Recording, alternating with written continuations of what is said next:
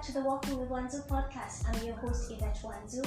How are you? How have you been? How has life been treating you? It's been treating you good? Tough times? Sending you hugs and love nonetheless. This is a safe space that I have created for us to be able to talk about all things life, and I draw from my own personal life experiences, some of the good, the bad, and some of the very laughable ones. This is me just giving you a tiny little sneak peek of what goes on in my head and in my heart, if you will. Thank you so much for tuning in. Happy listening.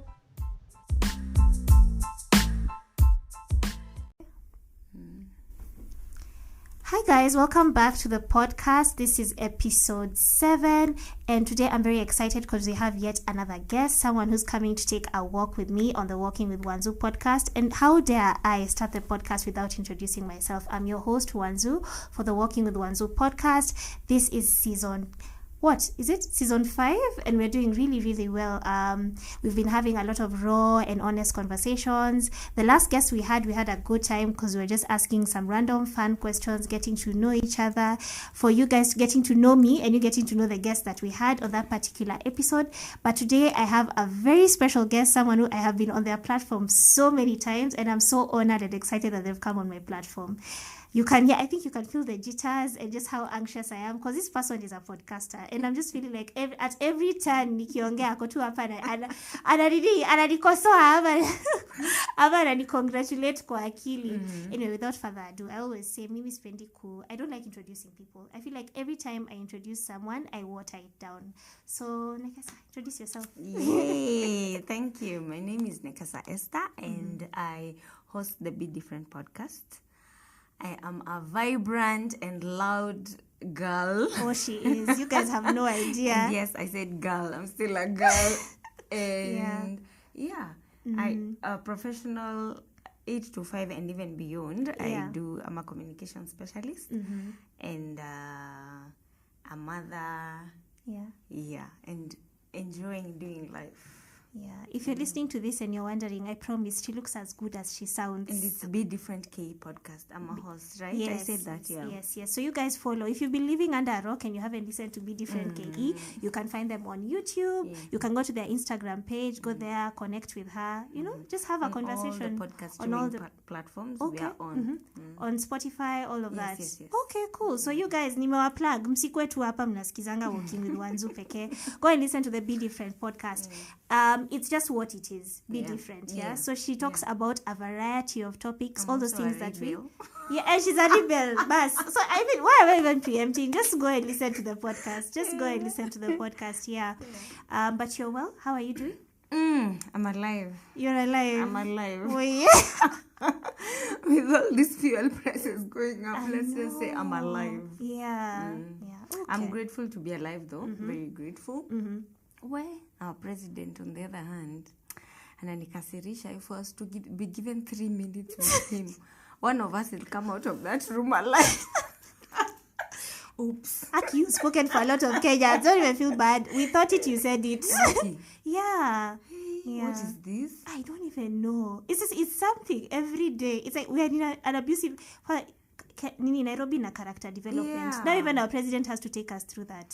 If you're listening to this and you're in other countries, please help Kenyans. We want to come to your countries. Okay, just guys, I'm really applying. Help me get where we want to go, because it's like it gets worse every day. Yeah, it gets worse every day.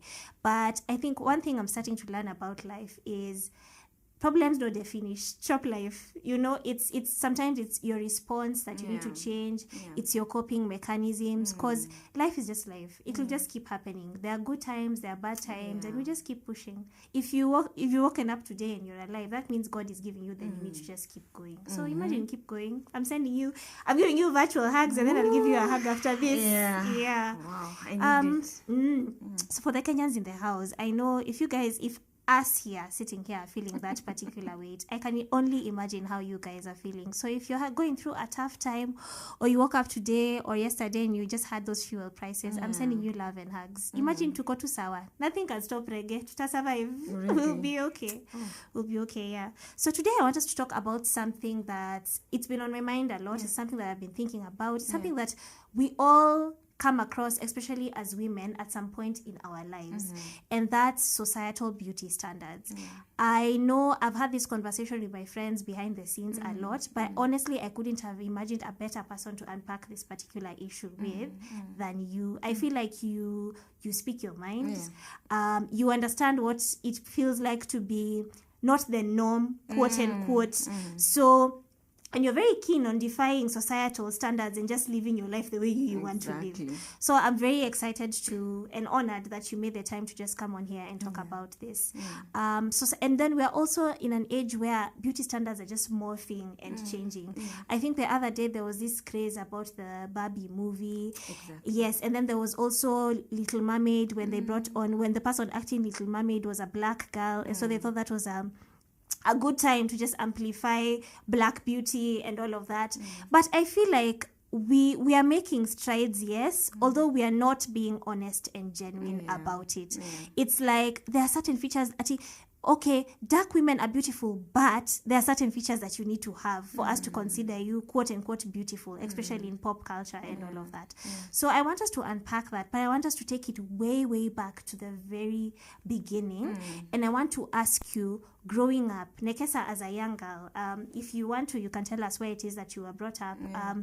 What was your definition of beauty? What was beauty to you? What was that thing that you saw or thought of and just thought, I think that's what beauty is to me? Yeah.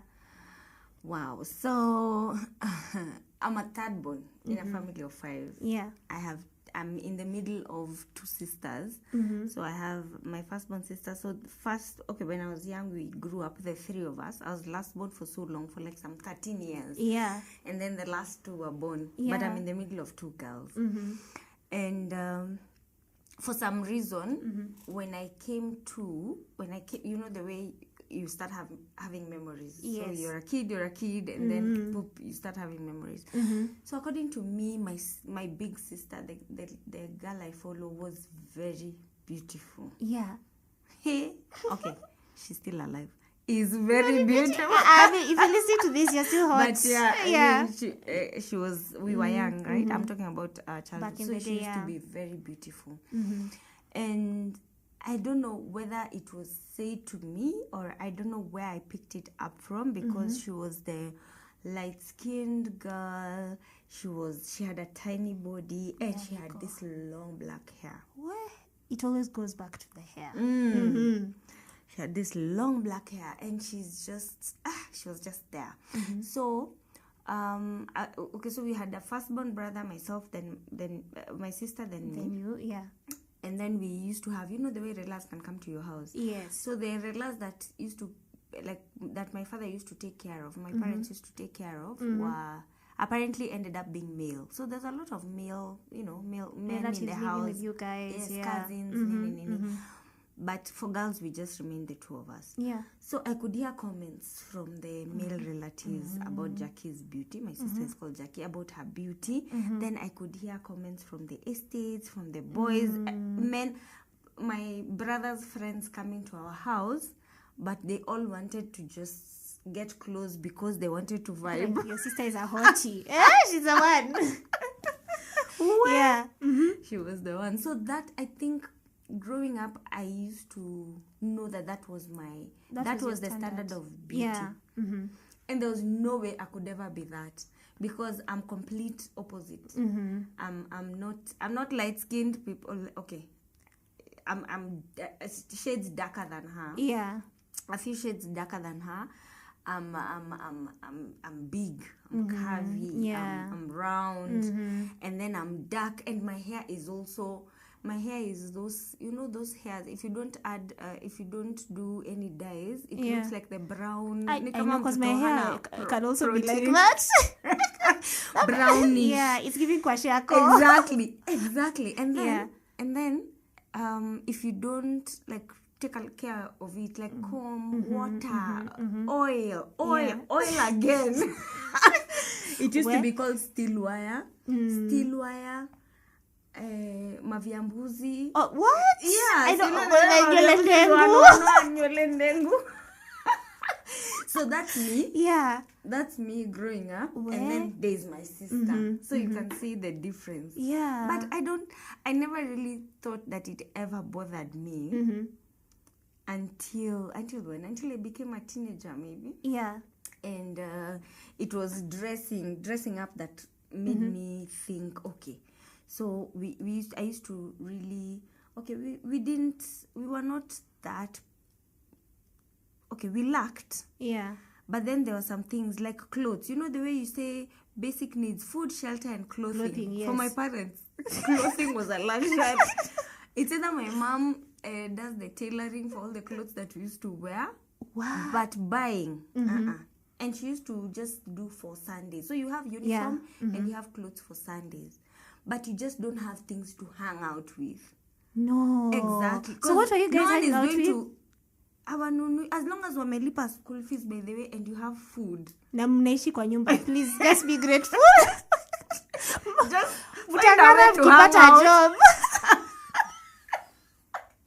Find a way to hang out. But yeah. Those are things. So one day I want to go somewhere that is not church, neither church nor school. And so when you guys, let me ask, so mkitoka shule, when you come from school, what do? You just play with the uniform, you do homework, and then when it's time for going to bed? Actually, for me, I used to get home even when it's dark. There's a time I was taken to school far away from home. By the time I'm getting home, it's really dark. Yeah. You just want to do your homework, shower, eat, tafuta kitu ya kulala, ingia. Like kitu ya kulala, you know, can even be just like a t-shirt and your undies and you're good. Yeah. And you're a kid. Does it matter? Yeah. You just get your sleep. Right? So I get to an age where now I want to go for functions or something. In class 7 or class 8. Now it's after KCSE, it's something. Yes. I borrow clothes from my big brother. I put on his jeans and his t-shirt. Oh my God. Yeah. Because I can't fit in any of my sister's clothes. Oh, you said she was tiny, yeah. Yeah, very tiny. And then so I put on my brother's clothes, look like a tomboy, and I loved the look, and I was like, yeah, I'm going, you know. And I went, and that's how now I used to look. Yeah, like a tomboy. I remember even when I finished my Form 4, the clothes I went to the clothes I wore when I went to, was it pick my results or see my results or something? Yeah. They were my brothers. I remember just looking like a tomboy over there. Honestly, as late as that. Actually, I'm so shocked. You guys, if you could see that this girl is a girly girl, I can't believe it. That was me. Yeah. Where? And I don't know whether it was a defense mechanism, but I was so unbothered. Do you feel like because your sister now was quote unquote the standard of beauty, it's like you are, okay, then if that's who you are, me, I'll be the reverse. And then I'll be so good at being the reverse. Could be. Yeah. Could be. Yeah. And then, of course, you have to, I don't know whether it's act unbothered. Yes. Or pretend that, you know, I don't care. I don't care. I don't even care about such things. Kuja mumongeleshe.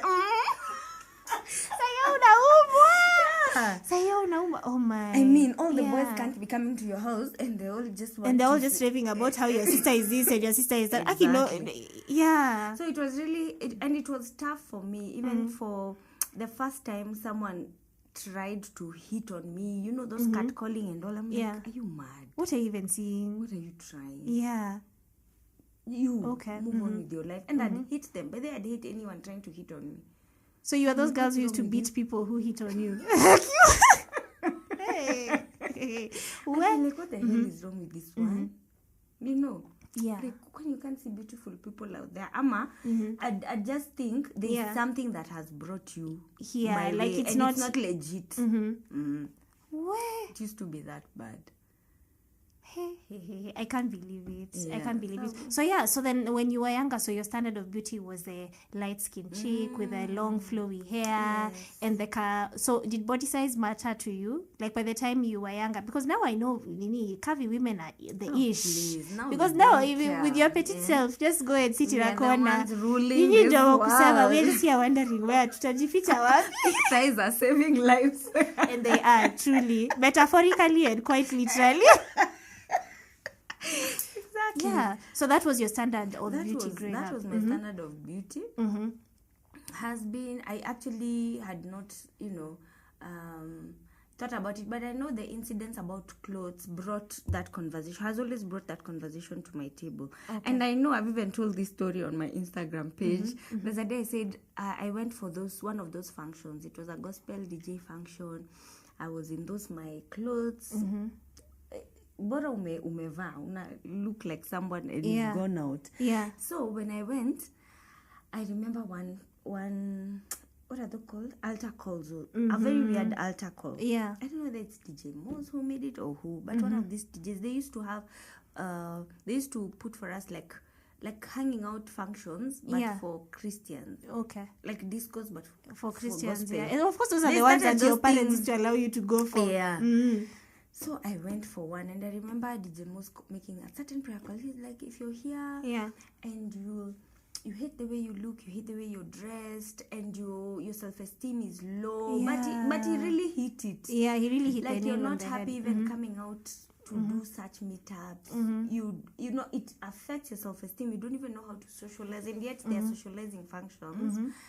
And I remember just going there and being prayed for. By the way, I don't know, that thing really got to me. Yeah, I can tell you, until date, I remember my dad has brought for me one skirt, gray skirt, long, like him going to and actually coming home with something, a clothing item, and it had a slit, and I used to go with it to college, and I loved it. Because that's the one you need. And I can imagine it was trendy during those times, the long skirt with the slit. Long skirt with the slit. I remember them. And this is straff, and I'm allowed to enter with it. Allah? And I used to go with it to school, and straff and restrictions. Yeah. And then, my mom bought for me a black dress. She even brought for me. I even remember she brought for me a bra, a black dress. We had a funeral. Someone died. I was taken from school and we traveled directly. Yeah, to go and party. My mom bought for me a full set of clothes from, inside. I've worn those things.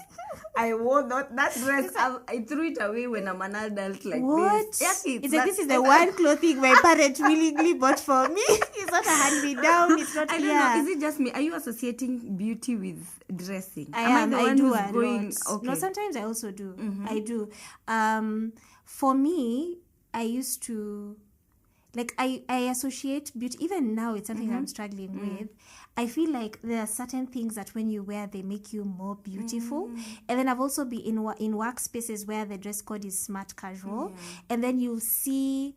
Like, everybody has their own sense of style, right? So sometimes if you're curvy, then everything you wear tends to be tight, you could wear a baggy dress, it tends to be. But so now if you're a petite girl, but your sense of style is leaning towards more loose-fitting clothing, then I feel like people tend to feel like your dress code is frumpy and then there's also this thing for dress how you want to be addressed. So then if you have to, it's like there's a facade that you have to create of classiness so you can be addressed with a certain type of meaning. So I do associate dressing with beauty. Okay. Yeah.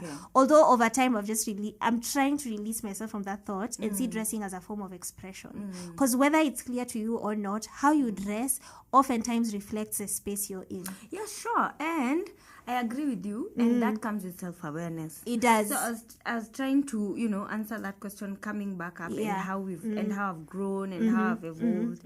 And with time, I even stopped thinking about that thing of, dressing, blah, blah, blah. Yeah. Completely stopped.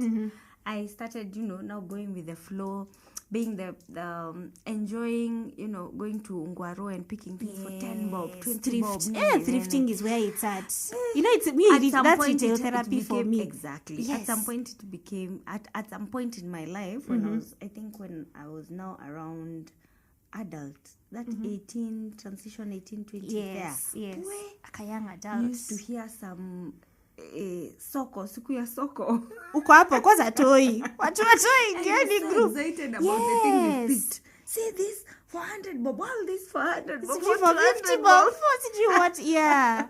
And it is so exciting. And then you started thrifting in regarding, because there's a, if we're going to shift the conversation into dressing and fashion, I feel like we've all had at a certain point in our lives been carried by trends. It's like I'm not necessarily into this particular clothing, but because it's trendy, I'll wear it. It's like we all follow trends to some extent until we get to a point where it's like, wait, that's not my style. This is what my style is. And then now you start looking for clothing items that reflect your style. Did you ever get to that point? I don't think so. Ama you just, once you got your style, ulikimbia nayo? I don't think so. I think my evolution became, okay, so I was nonchalant. And then I went into like a depressed phase fast, realizing, like, I think I became aware of, you know, all the mess, or how I was acting, or how I was, something was just happening before I can actually say now I became self-aware of who I am and trying to accept that, you know, this is who I am and I need to be this way, you know.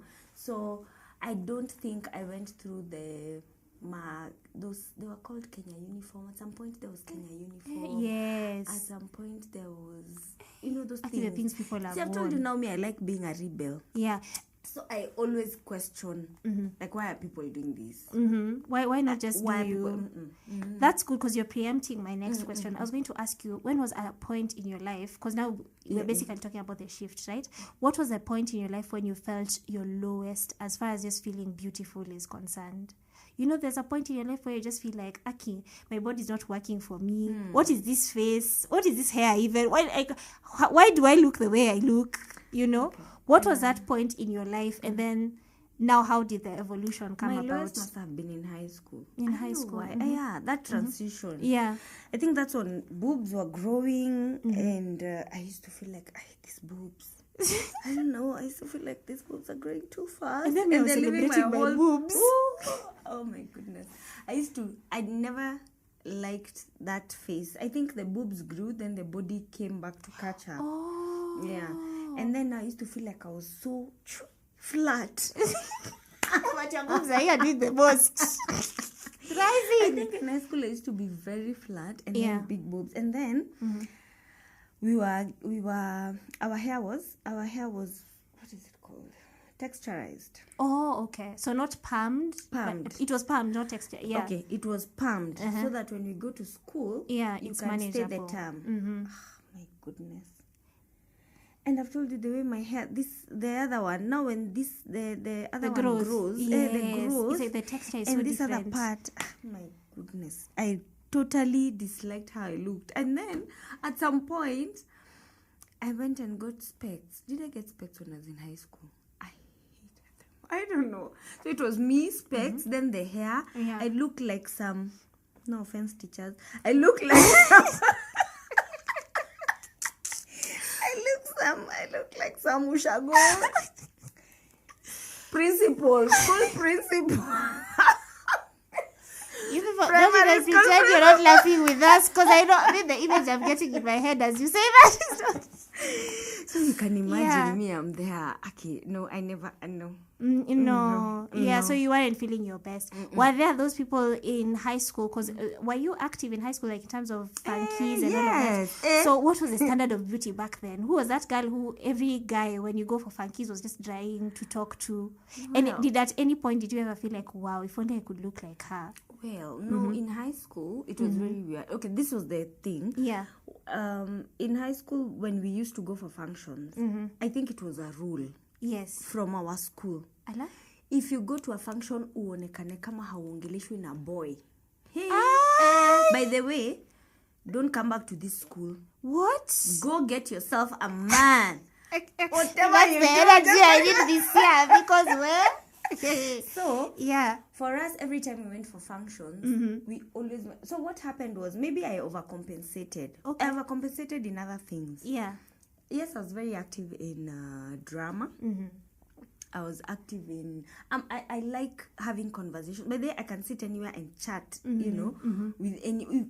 It's not necessarily that you're vibing me. So that helped. That helped. So we used to hang out with a group of girls. We could hang out like 2 or 3. Yeah. Then we get 2 or 3 boys. And then we just do funny jokes. We laugh. You just chop it up. Whether we go home and anyone writes to you, whether you made an impression on anyone or... So that's what saved me. Because I wasn't like... oh, no one has hit on me. By the way, I never thought about being hit on because I already settled I'm not I'm not pretty. Okay. Or I don't strike anyone as beautiful. Like that. So, yeah. I was comfortable in my space. Were you busy brozoning the men who were hitting on you? Because you felt like you were not the standard of beauty. Always. So Jemo was just here shooting his shots And from Monday to Monday, and you are brozoning him. And letters used to come.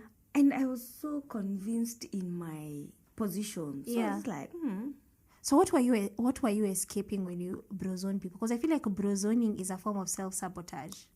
It is. It is. So what is it that you were avoiding by brozoning them? Did you feel like they were going to wake up one day and be like, "Ata sim hot, let me go"? What were you escaping by brozoning the guys who were hitting on you? I was escaping the whole. I'm not beautiful. Yeah.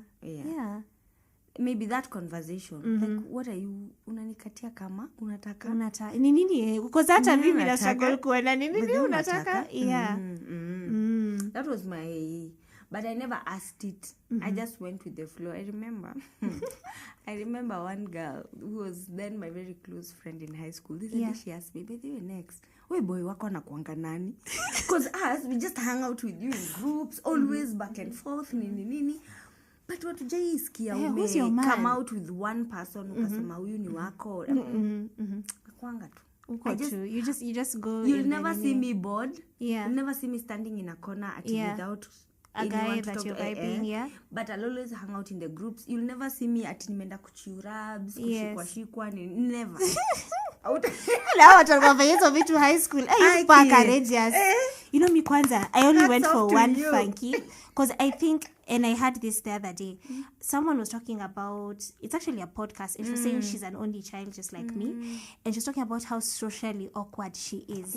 And I noticed that, especially I'm more aware of it now as I get older, I'm generally very socially awkward. Like if I know you, I know you will talk. Well, if I know you, I'll have to enter in a group of like 3-4 people. It's you'll just well, be quiet. I noticed it. I can tell you an instance where that happened when us guys were hanging out. Do you remember during Winnie's birthday? I hardly left the sitting room.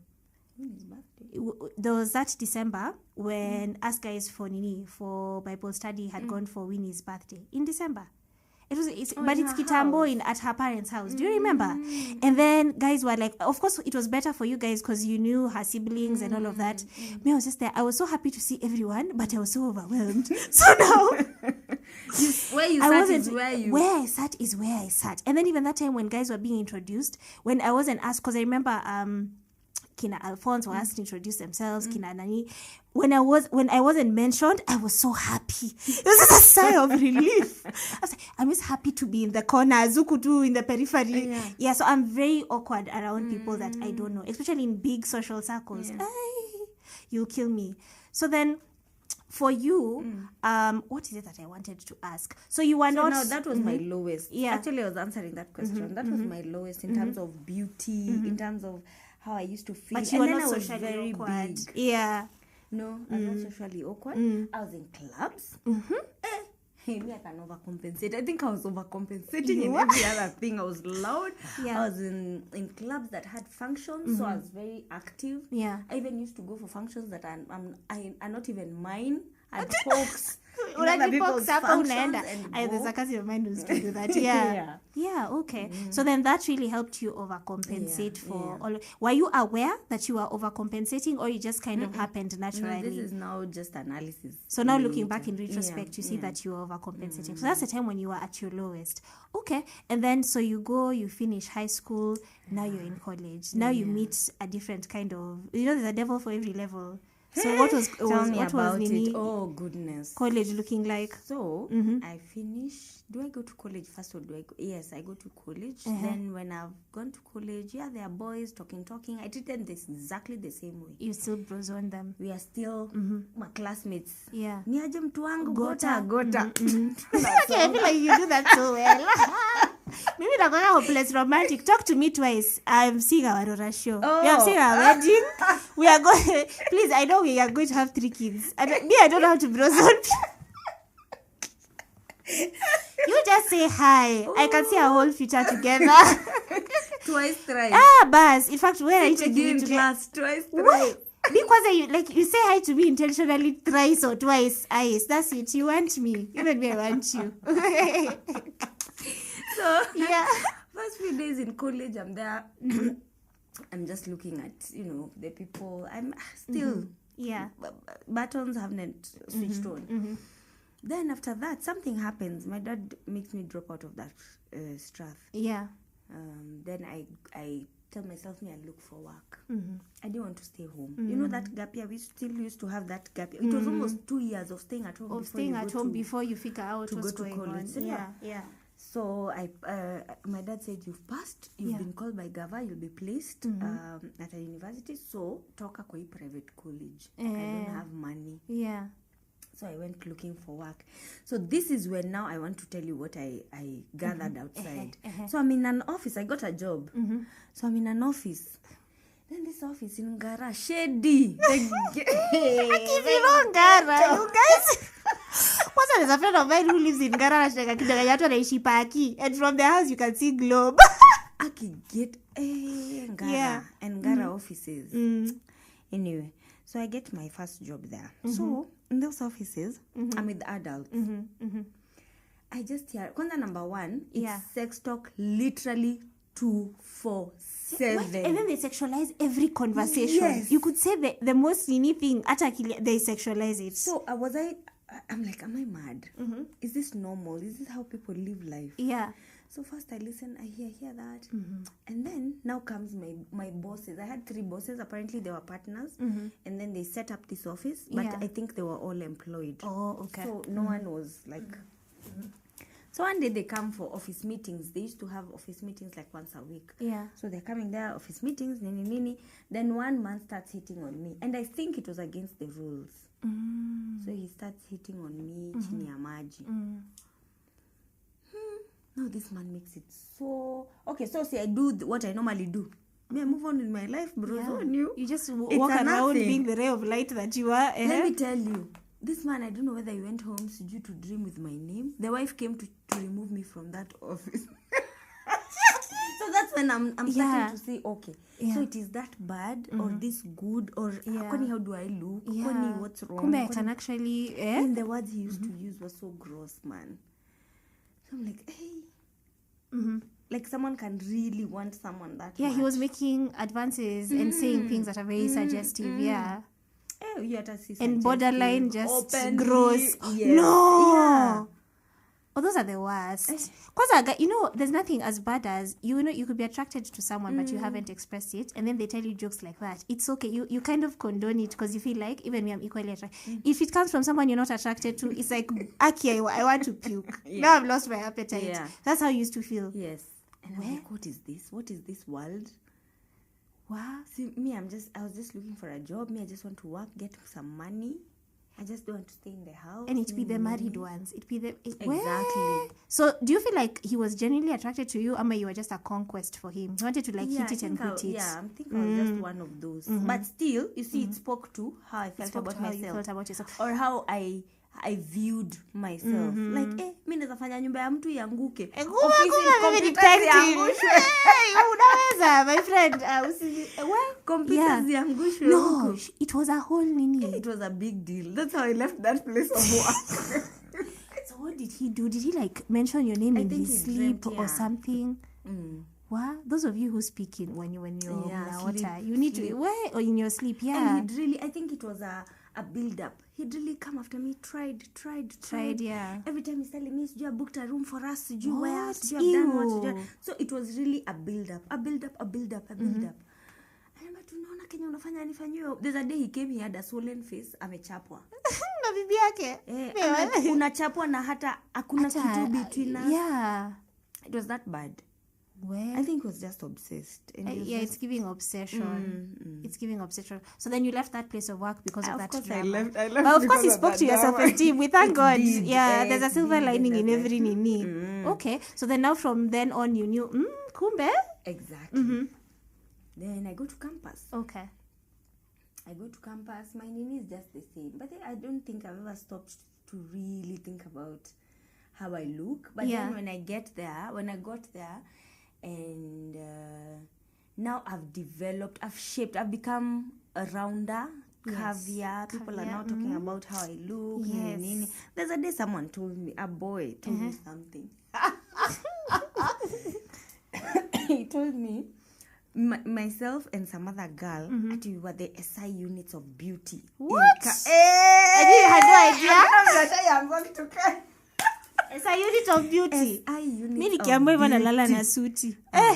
Where?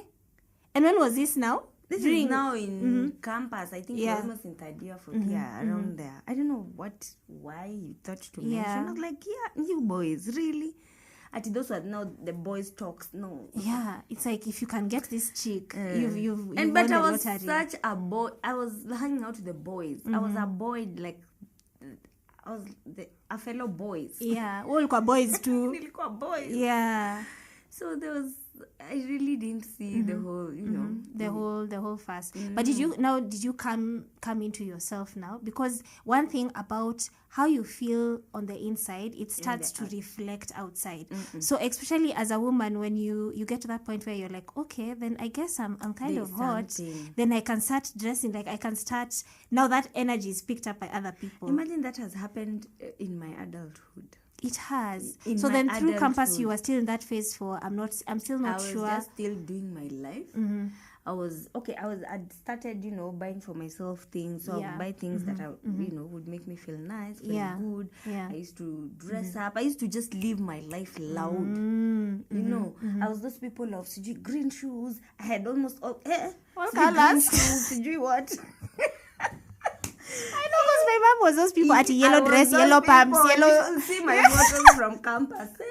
Square white ni white. From chini to ups, just square what is Yeah. But at that point, my inside has not caught up with my outside. Out. My out is just playing out. I feel like you and I are very similar because I know how to do that. My out is completely playing out. It's out there. It's running after me, and people have completely different notions of what's going on in my life. Deep down inside. Yes. Yeah. Yes. Yeah. So I think I've come around in my adulthood to actually believe that what next, you're beautiful. Yeah.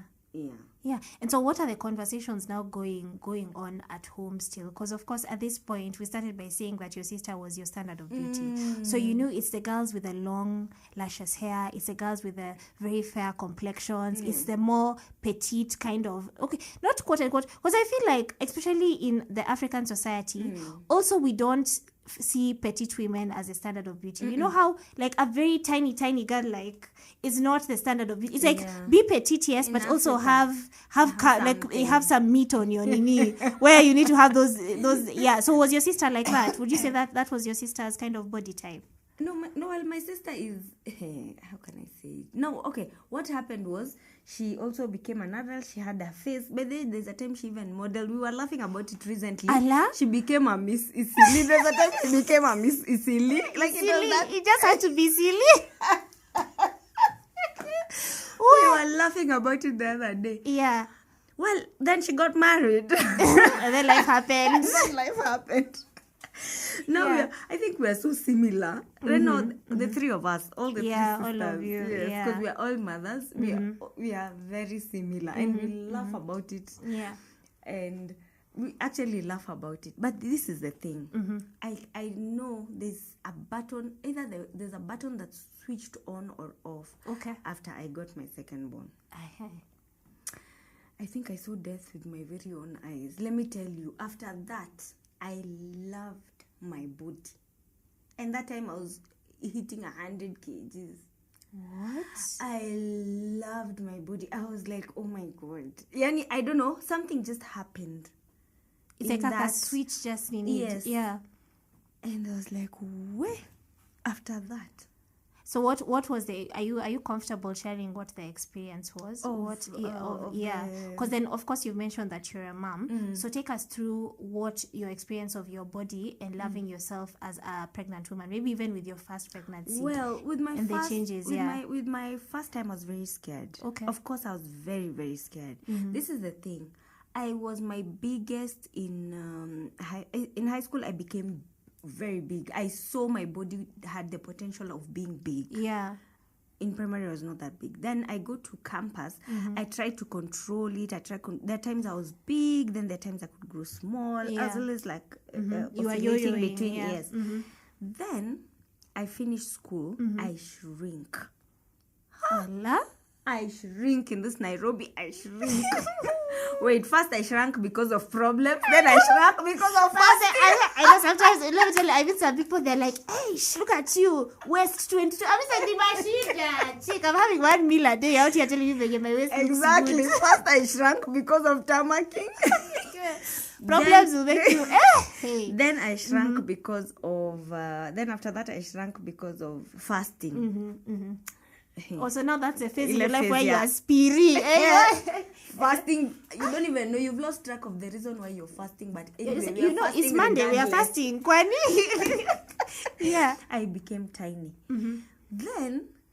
Then marriage comes. So with that, the whole marriage, the shift of, you know, when you're living alone, you don't eat all the meals. That's and true. then and when you have someone around, so you feel like you're forced. You have to cook breakfast. You have to make breakfast. You have to make dinner. You have to make this. So that transition now nikaanza kugain tunyama. So by the time I'm getting pregnant the first time, I had a lot of fear. Okay. Fear because I knew I was going to lose the body that I'd come to love, the petite girl that I was. Yeah. And fear because I knew the potential I had of growing big. Yeah. So and then they all in talk my about head, postpartum weight. Yeah. Exactly. So I got my firstborn, and then of course it happened, but it was manageable. Looking back now, I can call it manageable. It was manageable. And then I was still spiri. So the fasting came back kiasi, but after breastfeeding. So it was manageable. Nikarudi, nikafanya to diet hapa na pale. I came back. Yeah.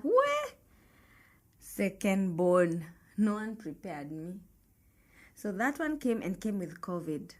Oh no. Yeah, so that when I was paged, then COVID came, and now we were pregnant and we were in the house.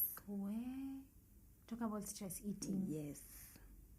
So it's pregnancy, it's depression. You're like, yani, people are going to heaven, dunia inaisha, na mimi niko na ball.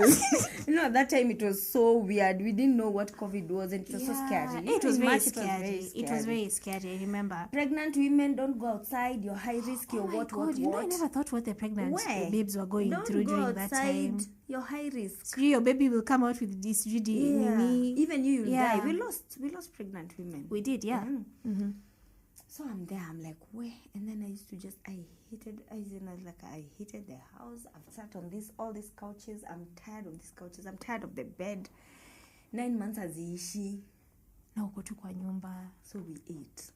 And then we used to go buy something, then come back. That drive, usikie tu upepo imekugonga. Because you are only safe either in your car or in the house. In the house, yeah. With the people that you know. It was that bad. And no visitors, because that time is when you're not trying to get traffic of people coming in and out like that. My parents were also locked in Ushago. Like, it was just that's when the county family. Borders were closed. Yeah. Where? So you're just talking to people either on phone. Yeah. Watch all the movies, get bored, do whatever you want to do, but there you are. So at the time, we were just the three of us. Yeah. So your firstborn and your husband. Yes. Yeah, at the time. So tuingia gari, to buy takeout, turudi. If you manage places, when you get the few restaurants that are open, buy something, come back home. That was the best. That was the biggest and the best outing. So weight ilikuja.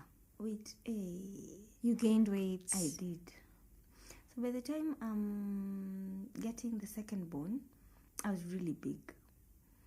I remember I was almost hitting 100.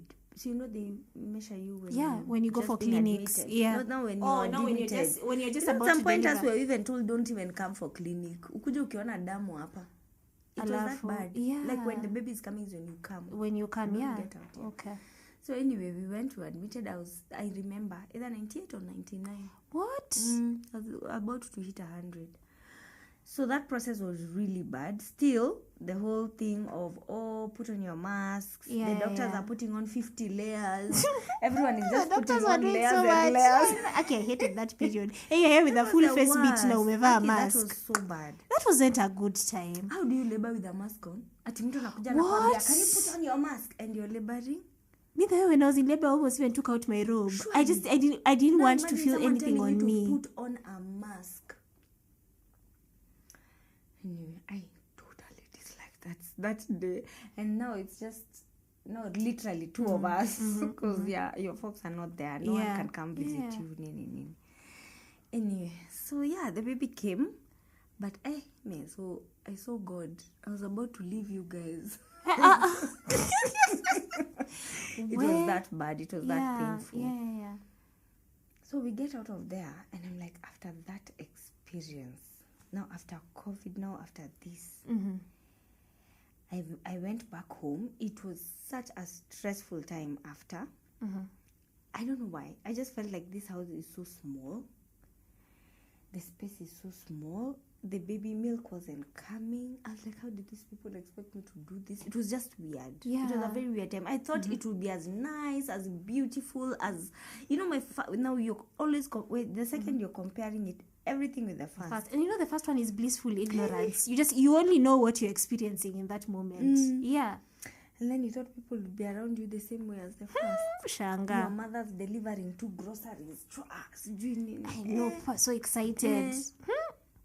By this point, it's like we've seen the first one. No one wants to come. Not even that COVID. Because of COVID, No one wants to come. So the people come and visit your baby, they don't. They can't come. We are protecting you and the child. So ulikuwa unasikia nyumba imekusuffocate. Now taking care of this baby, and then you forgot kumbe pia huyu mwingine alikuwa mtoto. There you go. So that time was very suffocating for me for some reason. So when there's just one day I decided, I don't know what happened. I think I became sickly. I went to hospital. I was told, you have high blood pressure. Start taking care of yourself. Now we started doing exercises. And those are the days I loved myself. I don't know why. I don't know what happened. Switched, I was like, this body has served me. This body has...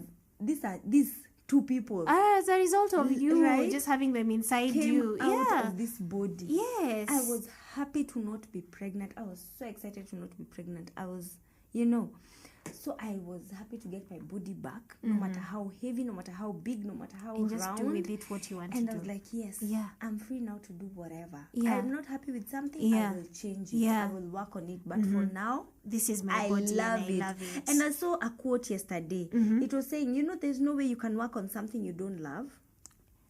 Oh, that just hits different. That just hits different. Wow, by the way, it's so true. That just hits so different. Something you don't love.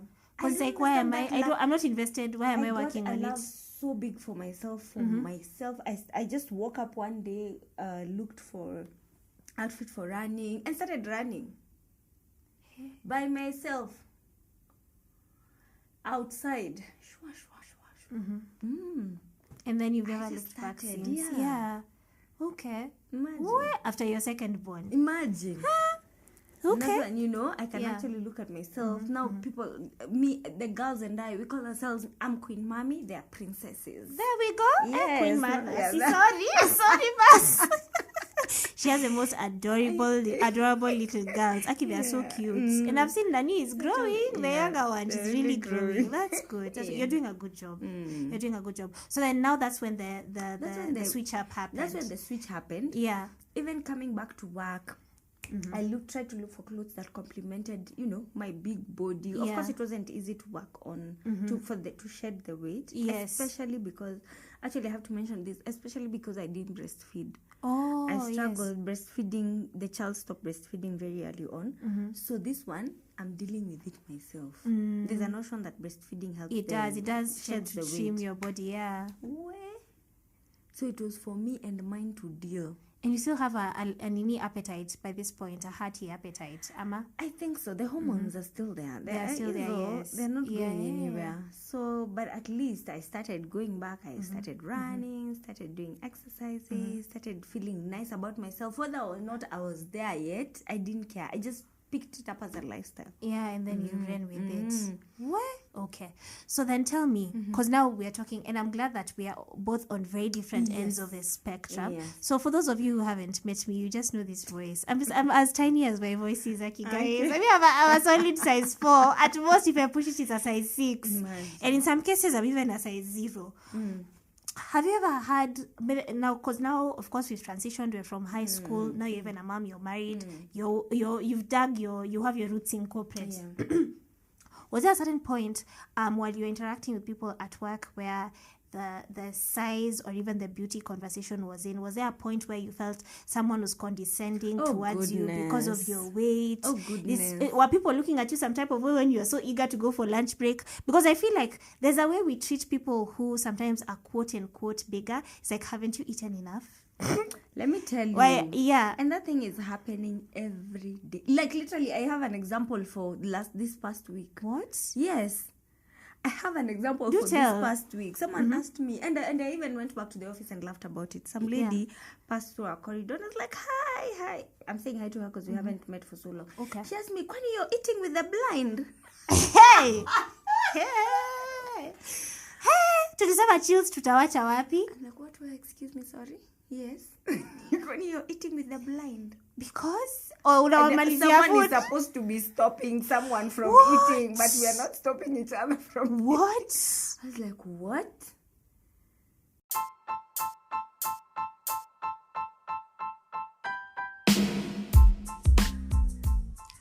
Thank you so much for tuning in. What's some of the things that we discussed on today's episode that you really resonated with? Perhaps you even have a similar story or something that really tickled you. I would love to get your feedback. You can find me on Instagram at the Walking with Wanzuu podcast.